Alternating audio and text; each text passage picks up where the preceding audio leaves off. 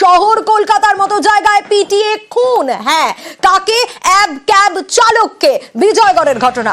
বুধবার রাতে বেধড়ক মার আর গতকালই হাসপাতালে মৃত্যু, আর তাতেই রীতিমতো শোরগোল পড়ে গেছে। কারণ বুধবার রাতে গাড়ি নিয়ে বাড়ি ফেরার সময় দুর্ঘটনা। যে ছবি আপনাদের দেখাচ্ছি ইতিমধ্যে সিসি ক্যামেরা ফুটেজ, সেই সিসি ক্যামেরা ফুটেজে দেখা যাচ্ছে, যে ছবি আপনাদের দেখাচ্ছি এই সিসি ক্যামেরা ফুটেজ, যেখানে ক্যাবের সামনে 5 মদ্যপ যুবক, এই 5 অভিযুক্ত যারা রীতিমতো মারধর করেছেন, এবং এই লালকা মাঠের সামনেই এই বচসা, এবং তার থেকে এরকম একটা পরিণতি। স্কুটারে ধাক্কা নিয়ে বচসার জেরে প্রাণ চলে গেল।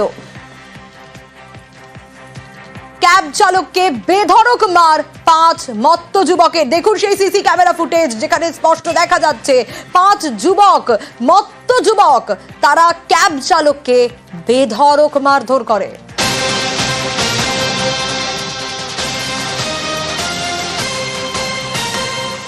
আর আরো বিস্তারিত রনক জানাতে পারবে আমাদের। রনক, শহর কলকাতার বুকে পিটিয়ে খুনের মতো ঘটনা ঘটলো, আর মৃত্যুর পর রীতিমতো শোরগোল পড়ে গেছে, কিন্তু কেন এরকম একটা ঘটনা? আর তাতে পুলিশের ভূমিকা নিয়েও তো একটা প্রশ্ন উঠতে শুরু করেছে।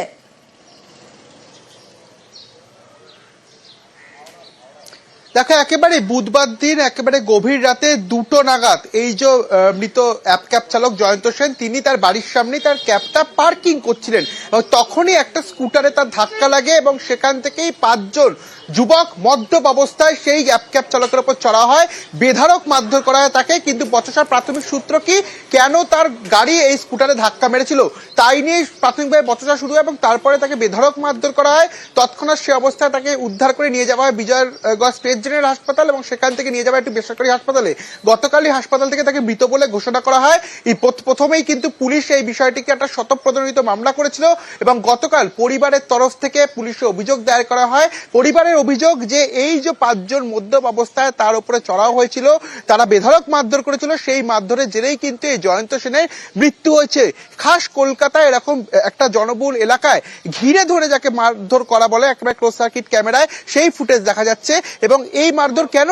একটা পার্কিং কে কেন্দ্র করে এরকম একটা ঝামেলা, এবং এই ঝামেলার সূত্রপাত এমন জায়গাতেই গড়ালো যে একজনের প্রাণ চলে গেল। ইতিমধ্যে গোটা বিষয়টি পুলিশ তদন্ত নেমেছে, যাদবপুর থানার আন্ডারে তদন্ত হচ্ছে, এবং তদন্ত করে আধিকারিকরা যে 5 জন, সেই 5 জনের কিন্তু ইতিমধ্যে খোঁজ চালাচ্ছে।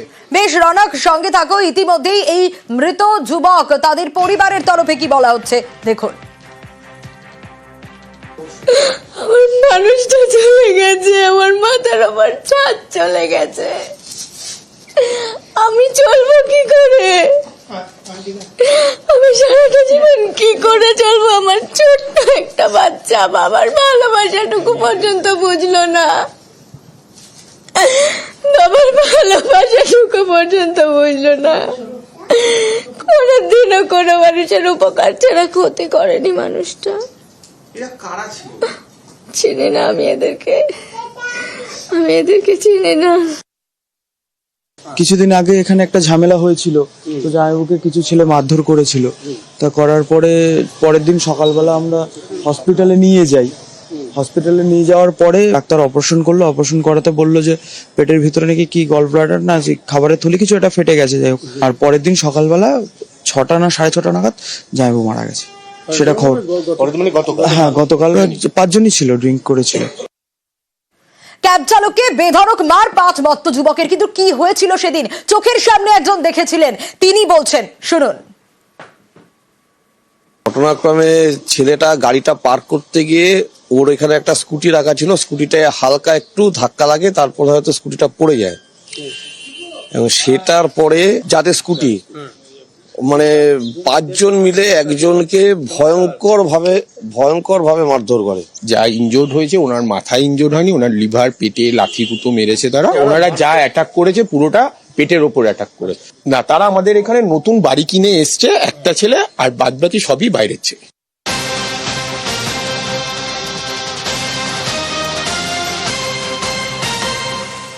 একটা পার্কিং নিয়ে গন্ডগোল, আর তাতে প্রাণ চলে গেল। 5 মত্ত যুবক, তারা পিটিয়ে খুন করলেন, এমনটা অভিযোগ। আর বিজয়গড়ে এই ক্যাব চালক খুনে বেপাত্তা কিন্তু এই 5 যুবক, তাদের এখনো পর্যন্ত কোনো রকম কোনো খোঁজ পাওয়া যাচ্ছে না। আরো বিস্তারিত রৌনকের কাছ থেকে জানবো। রৌনক, কোনো কি হদিশ পাওয়া গেল? কারণ এই ঘটনা তারা ঘটালেন আর তারপর থেকে বেপাত্তা।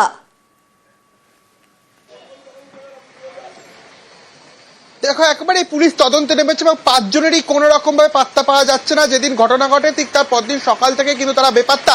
স্থানীয় বাসিন্দারা তারা জানাচ্ছেন এর মধ্যে একজন যিনি কিনা কিছুদিন আগে এই জয়ন্ত সেনের বাড়ি ঠিক তার 4-5টি বাড়ির পরেই বাড়ি কিনেছিলেন এবং তিনি এখানে আসতেন। এর আগেও প্রায়শই মদ্যপ অবস্থায় এরকম কিন্তু বেশ কিছু ঘটনা তিনি ঘটিয়েছিলেন এবং যে বিষয়টি সামনে আসছে, যেদিন এই ঘটনা ঘটে তার পরের দিন সকালবেলা থেকে কিন্তু তার বাড়িতে তালা এবং তারও কোনো খোঁজ পাওয়া যাচ্ছে না। শুধু তাই নয়, বাকি যে 4 জন যেটা জানা যাচ্ছে সেই 4 জনও কিন্তু বেপারার, সেই 4 জনেরও কোনো রকম খোঁজ পাওয়া যাচ্ছে না।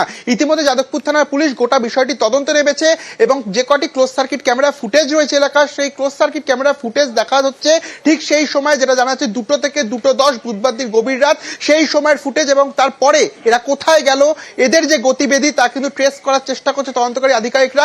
কারণ ঘটনা ঘটার পরের দিন থেকেই কিন্তু এই মদ্যপ অবস্থায় যে 5 জনের বিরুদ্ধে অভিযোগ করা হচ্ছে সেই 5 জন অভিযুক্তই পলাতক, তাদের খোঁজ কিন্তু এখনো পুলিশ পাচ্ছে না। টাওয়ার লোকেশন তাদের ট্রেস করা হচ্ছে এবং এলাকার যে ক্লোজ সার্কিট ক্যামেরা ফুটেজ সেগুলো কিন্তু তদন্তকারী আধিকারিকদের নজরে রয়েছে এবং এই 5 জনেরই কিন্তু খোঁজ চালানো হচ্ছে।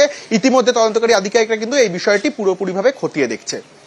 বেশ রৌনক, ক্যাব চালককে মারধরে অভিযুক্ত অনিব্রত দাস, তার আত্মীয় কি বলছেন তাদের সঙ্গে কথা বলেছিলাম, দেখুন। অ্যাকচুয়ালি কাল ভোর 5টার থেকে নেই, এখানে তো 1-1.5 মাস হয়ে গেছে, 1.5 মাসের মতন হয়েছে। না না, মদ খেয়ে তো বলে আসতো। কেন মারধর কেন ঘটালো? মানে ওই তো গাড়ি পার্কিং নিয়ে, তার জন্য এত বড় তারপরে এত বড় একটা কেস হয়ে গেল। পুলিশ আসছিল কালকে 2বারে, এই এলাকায় আসছিল। ওর মা বাবার থেকে কিছু নিচে আর প্রতিবেশীর থেকে কিছু রিপোর্ট, ওই ওর সম্বন্ধে জানাজানি করছে। ওইটাই গতকাল থেকে ওরা নেই, ও পলাতক। 5 জনই সব অন্য পাড়ারে। আর এই 1.5 মাস ধরে এখানে নতুন, এই বাড়িটা নতুন কিনেছে তো।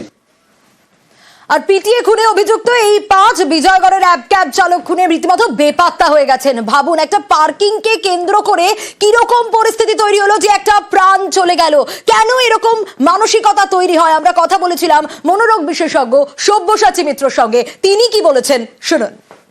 ইংলিশ টার্ম আছে যেটাকে বলে রোড রেজ, এবং এই রোড রেজ ভীষণভাবে ক্ষতিকারক। এইসব মানুষ যারা থাকে তাদের একটা ইম্পালস যেটা থাকে সেটা ডিসকন্ট্রোল হয়, অর্থাৎ তারা নিজেদের ইম্পালসিভিটিটাকে কন্ট্রোল করতে পারে না এবং ইউজুয়ালি অন্য কোথাও কোন রকম বচসার একখানা এফেক্ট এখানে আনে। এবং এই রকম লোকেরাই সবসময় দেখবেন রাস্তার মধ্যে গন্ডগোল করে, মারপিট করে এবং খুব অল্পেতেই খুব রেগে যায় এবং অশ্রাব্য ভাষাও ব্যবহার করে। অ্যাঙ্গার ডিসকন্ট্রোল কিংবা ইম্পালস ডিসকন্ট্রোল যাদের থাকে তারাই প্রাইমারিলি এই ঘটনাগুলো ঘটায়। এদের অনেকেই সোশিওপ্যাথিক কিংবা সাইকোপ্যাথিক বিহেভিয়ারের হয়।